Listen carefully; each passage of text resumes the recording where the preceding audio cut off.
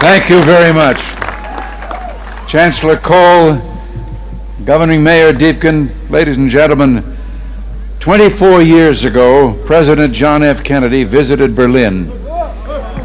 And speaking to the people of this city and the world at the City Hall, well, since then, two other presidents have come, each in his turn, to Berlin. And today, I myself make my second visit to your city.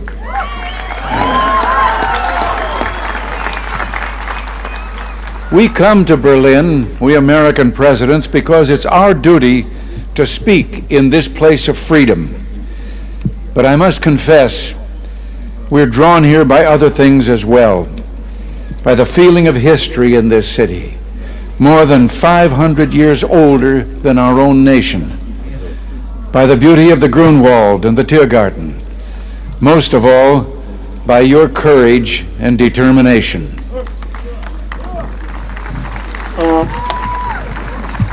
Perhaps the composer Paul Linke understood something about American presidents. You see, like so many presidents before me, I come here today because wherever I go, whatever I do, ich hab noch keinen Koffer in Berlin.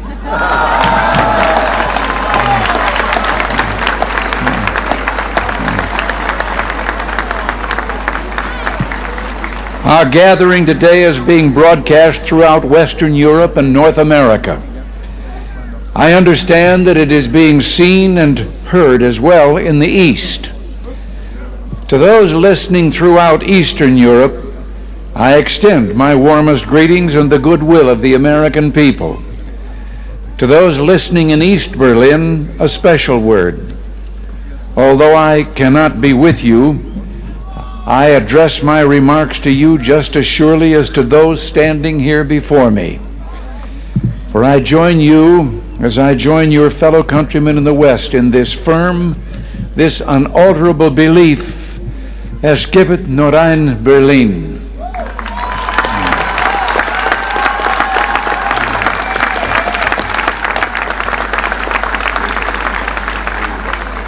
Behind me stands a wall that encircles the free sectors of this city, part of a vast system of barriers that divides the entire continent of Europe. From the Baltic south, those barriers cut across Germany in a gash of barbed wire, concrete, dog runs, and guard towers. Farther south, there may be no visible, no obvious wall, but there remain armed guards and checkpoints all the same. Still a restriction on the right to travel. Still an instrument to impose upon ordinary men and women the will of a totalitarian state. Yet it is here in Berlin where the wall emerges most clearly. Here, cutting across your city, where the news photo and the television screen have imprinted this brutal division of a continent upon the mind of the world. Standing before the Brandenburg Gate, every man is a German, separated from his fellow men.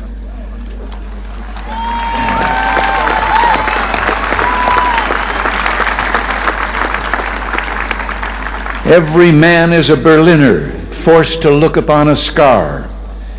President von Weizsäcker has said the German question is open as long as the Brandenburg Gate is closed.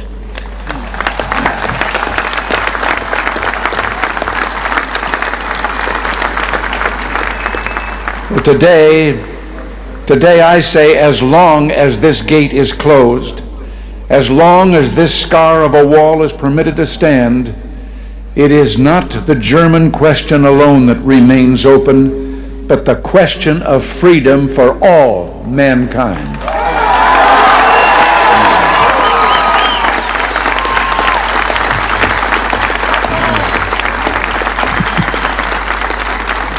Yet, I do not come here to lament, for I find in Berlin a message of hope, even in the shadow of this wall, a message of triumph.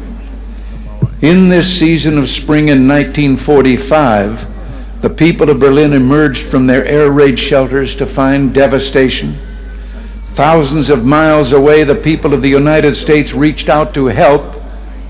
And in 1947, Secretary of State, as you've been told, George Marshall, announced the creation of what would become known as the Marshall Plan.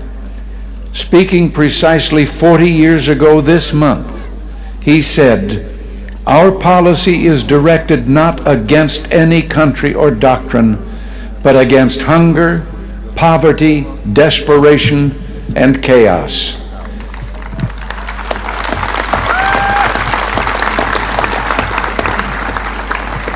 In the Reichstag a few moments ago, I saw a display commemorating this 40th anniversary of the Marshall Plan.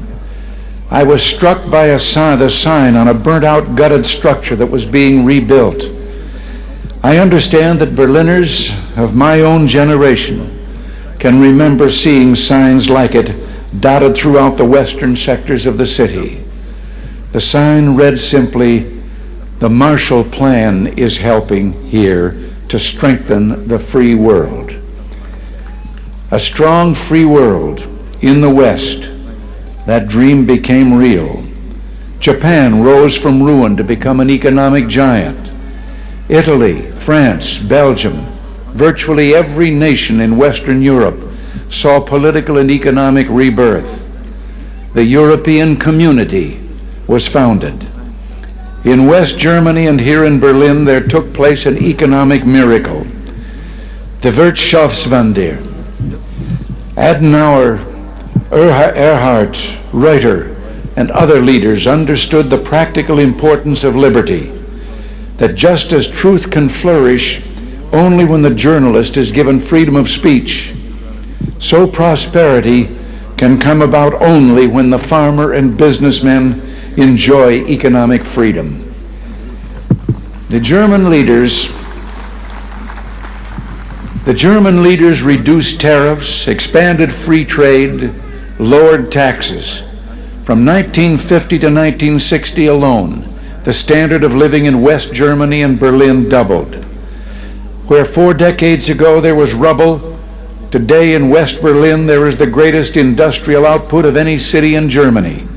Busy office blocks, fine homes and apartments, proud avenues and the spreading lawns of parkland.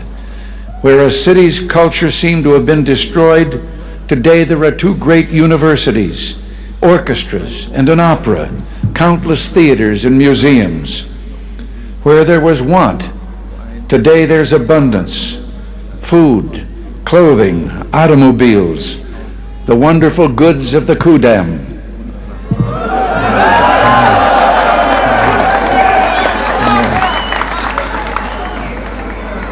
From devastation, from utter ruin, you Berliners have in freedom rebuilt a city that once again ranks as one of the greatest on earth. And the Soviets may have had other plans, but my friends, there were a few things the Soviets didn't count on. Berliner Herz, Berliner Humor, ja und Berliner Schnauzer.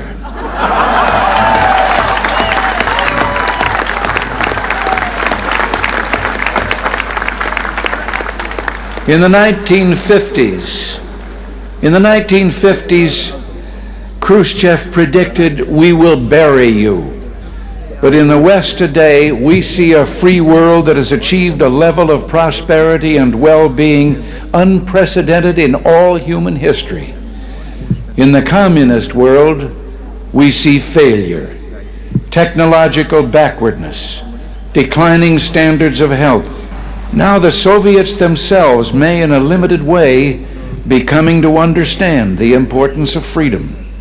We hear much from Moscow about a new policy of reform and openness. Some political prisoners have been released. Certain foreign news broadcasts are no longer being jammed. Some economic enterprises have been permitted to operate with greater freedom from state control. Are these the beginnings of profound changes in the Soviet state, or are they token gestures intended to raise false hopes in the West or to strengthen the Soviet system without changing it? We welcome change and openness, for we believe that freedom and security go together, that the advance of human liberty can only strengthen the cause of world peace. There is one sign the Soviets can make that would be unmistakable, that would advance dramatically the cause of freedom and peace. General Secretary Gorbachev, if you seek peace, if you seek prosperity for the Soviet Union and Eastern Europe, if you seek liberalization, come here to this gate. Mr. Gorbachev, open this gate.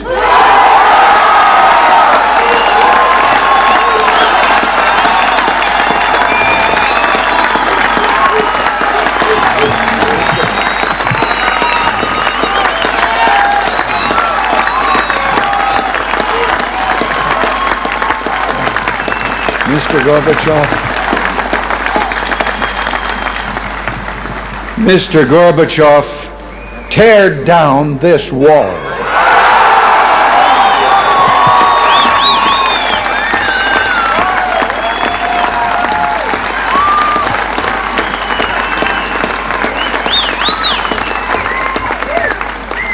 I understand the fear of war and the pain of division that afflict this continent, and I pledge to you my country's efforts to help overcome these burdens.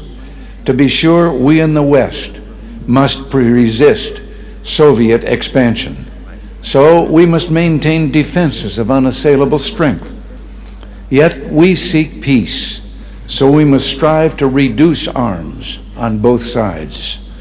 Beginning 10 years ago, the Soviets challenged the Western alliance with a grave new threat. Hundreds of new and more deadly SS-20 nuclear missiles, capable of striking every capital in Europe.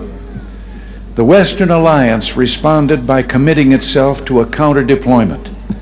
Unless the Soviets agreed to negotiate a better solution, namely the elimination of such weapons on both sides, for many months, the Soviets refused to bargain in earnestness. As the alliance in turn prepared to go forward with its counter-deployment, there were difficult days of protests, like those during my 1982 visit to this city. And the Soviets later walked away from the table. But through it all, the alliance held firm. And I invite those who protested then, I invite those who protest today to mark this fact. Because we remain strong, the Soviets came back to the table.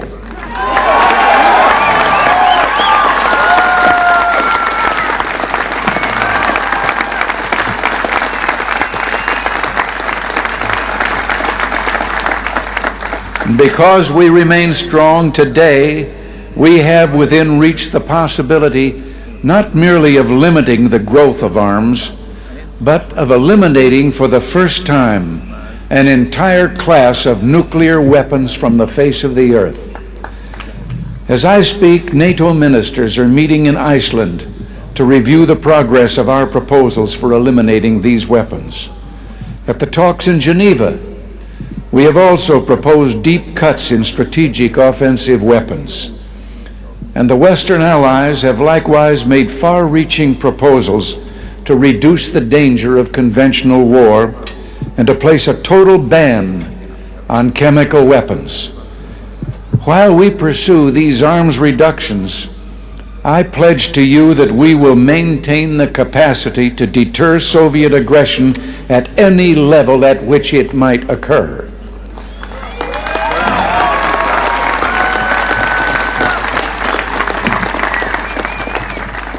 And in cooperation with many of our allies, the United States is pursuing the Strategic Defense Initiative, research to base deterrence not on the threat of offensive retaliation, but on defenses that truly defend, on systems, in short, that will not target populations, but shield them.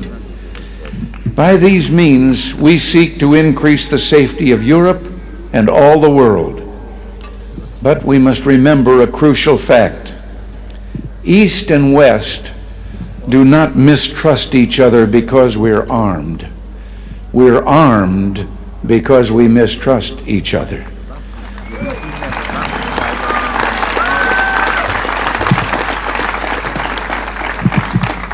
And our differences are not about weapons, but about liberty. When President Kennedy spoke at the City Hall those 24 years ago, freedom was encircled. Berlin was under siege. And today, despite all the pressures upon this city, Berlin stands secure in its liberty, and freedom itself is transforming the globe. In the Philippines, in South and Central America, democracy has been given a rebirth. Throughout the Pacific, free markets are working miracle after miracle of economic growth. In the industrialized nations, a technological revolution is taking place, a revolution marked by rapid, dramatic advances in computers and telecommunications. In Europe, only one nation, and those it controls, refuse to join the community of freedom. Yet in this age of redoubled economic growth, of information and innovation, the Soviet Union faces a choice. It must make fundamental changes, or it will become obsolete.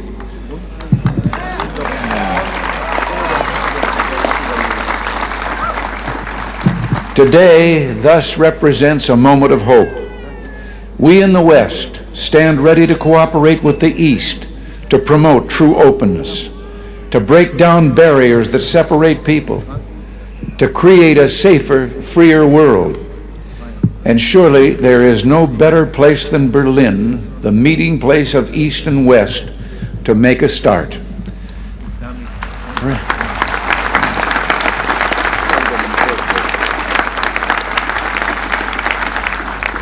Free people of Berlin, today as in the past, the United States stands for the strict observance and full implementation of all parts of the Four-Power Agreement of 1971. Let us use this occasion, the 750th anniversary of this city, to usher in a new era, to seek a still fuller, richer life for the Berlin of the future. Together, let us maintain and develop the ties between the Federal Republic and the western sectors of Berlin, which is permitted by the 1971 agreement. And I invite Mr. Gorbachev, let us work to bring the eastern and western parts of the city closer together so that all the inhabitants of all Berlin can enjoy the benefits that come with life in one of the great cities of the world.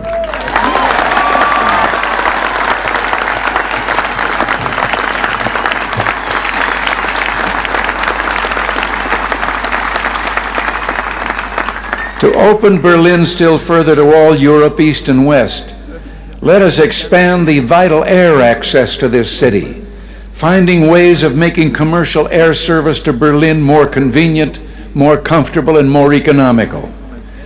We look to the day when West Berlin can become one of the chief aviation hubs in all Central Europe. With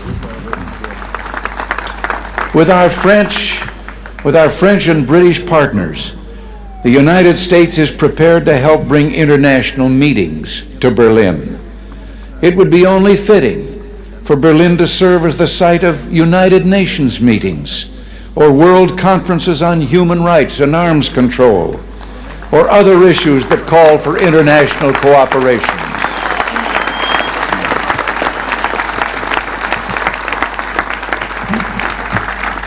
There is no better way to establish hope for the future than to enlighten young minds, and we would be honored to sponsor summer youth exchanges, cultural events, and other programs for young Berliners from the East. Our French and British friends, I'm certain, will do the same. And it's my hope that an authority can be found in East Berlin to sponsor visits from young people of the Western sectors.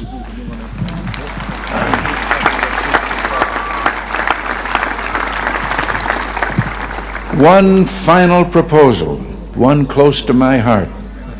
Sport represents a source of enjoyment and ennoblement. And you may have noted that the Republic of Korea, South Korea, has offered to permit certain events of the 1988 Olympics to take place in the North. International sports competitions of all kinds could take place in both parts of this city. And what better way to demonstrate to the world the openness of this city than to offer in some future year to hold the Olympic Games here in Berlin, East and West.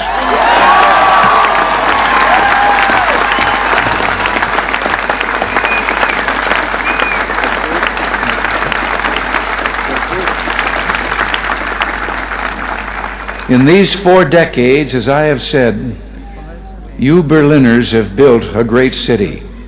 You've done so in spite of threats, the Soviet attempts to impose the Eastmark, the blockade.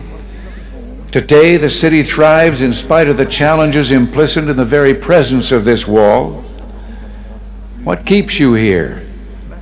Certainly there's a great deal to be said for your fortitude, for your defiant courage, but I believe there's something deeper, something that involves Berlin's whole look and feel and way of life, not mere sentiment.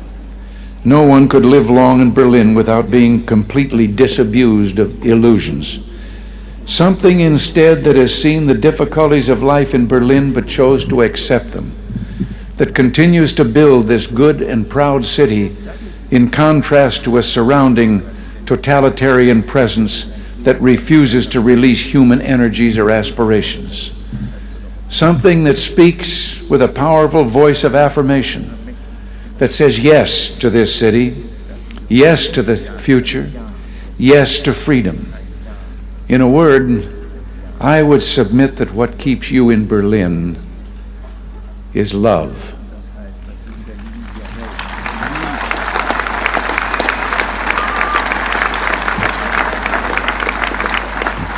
Love, both profound and abiding. Perhaps this gets to the root of the matter, to the most fundamental distinction of all between East and West. The totalitarian world produces backwardness because it does such violence to the spirit, thwarting the human impulse to create, to enjoy, to worship. The totalitarian world finds even symbols of love and of worship an affront. Years ago, before the East Germans began rebuilding their churches, they erected a secular structure, the television tower at Alexanderplatz. Virtually ever since, the authorities have been working to correct what they view as the tower's one major flaw, treating the glass sphere at the top with paints and chemicals of every kind. Yet even today, when the sun strikes that sphere that towers over all Berlin, the light makes the sign of the cross.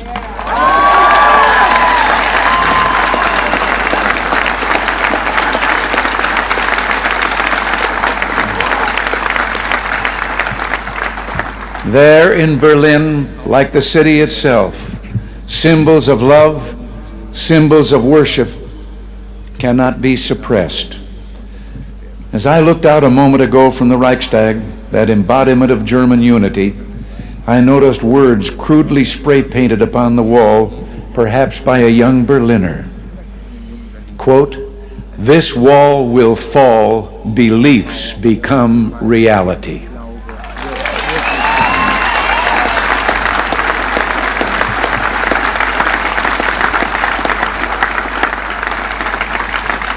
Yes, across Europe this wall will fall, for it cannot withstand faith, it cannot withstand truth. The wall cannot withstand freedom. And I would like, before I close, to say one word. I have read and I have been questioned since I've been here about certain demonstrations against my coming. And I would like to say just one thing, and to those who demonstrate so. I wonder if they have ever asked themselves that if they should have the kind of government they apparently seek, no one would ever be able to do what they're doing again.